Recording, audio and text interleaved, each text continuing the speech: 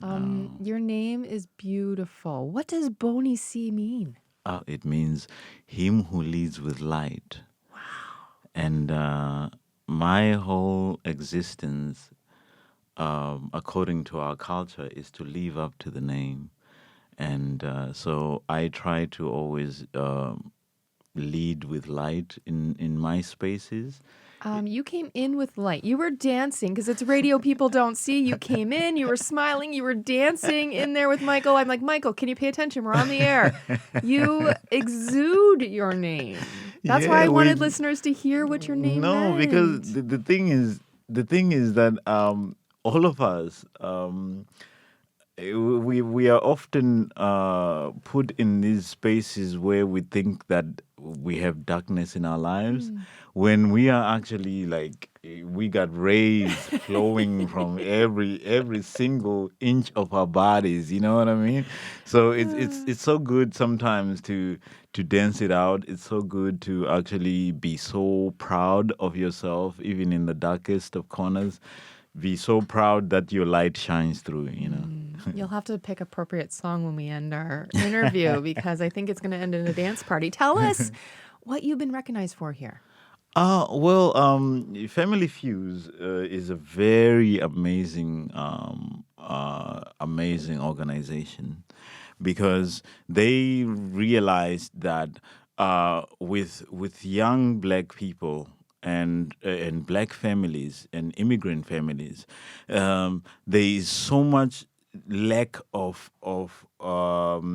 understanding of what the school system is about and how to navigate the school system, because these kids are just thrown instantly out into the world when the actual system does not understand them and their backgrounds, does not understand what it is to be a black kid in a family that is also still trying to navigate the world.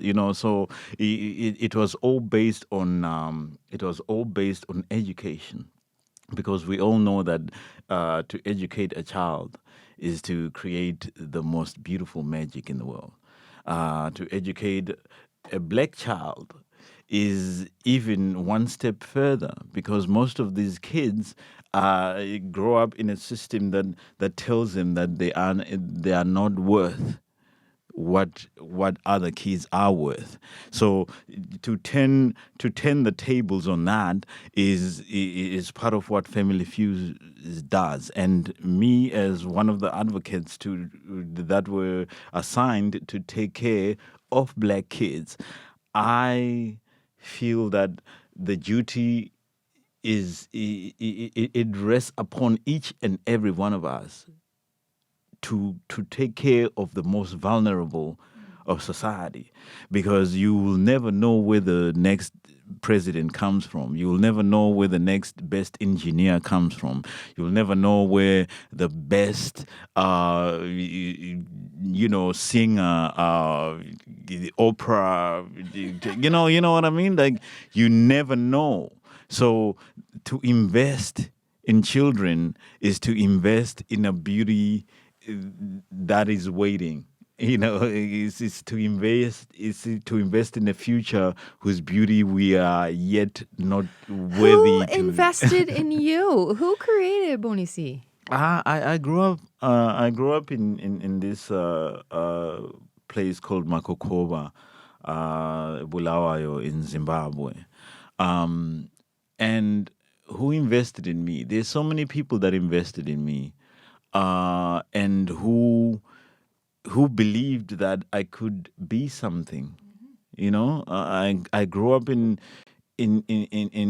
poverty so intense, uh, but then I had people that made me believe that the world is not in actual physical money or whatever, but that the world is what they instill in me. that the world is what I believe in myself, that the world is in my faith and my belief that I will be something someday. And so that's what I'm always trying to do. That as a black kid myself, I will instill a certain faith in black kids elsewhere. And I mean, you're working with Windsor's Children's Aid Society. So is there a higher population of black kids in foster care? I think we could do more in terms of just ourselves reaching out and becoming foster parents for these kids. I think that we are not opening up more in terms of because there's so many kids out there who are so vulnerable, right? Who's the we that you're talking about? Are you meaning? I'm talking about black folk. Yeah. Because we have so many kids out there who are vulnerable, but we have so many of us who are ready. I think that the more that we explore our dedication and we come together in these meetings and explore who wants to take care of who and let the whole love movement extend as further as we can extend it. And then because there's so many black families that are willing to take care of children. So the whole stereotype of black kids are not taken care of because their parents leave. No. We have so many families that are actually ready to, like, shout out to Mama Carmen Carter. She has been a foster parent to these kids for years and years. So it's for me. The ability to care is the most important thing. You can care across cultures. You can care across races. You can care across all of these barriers that we can break the fourth wall. As far as love is concerned, we can break the fourth wall and see what's beyond that.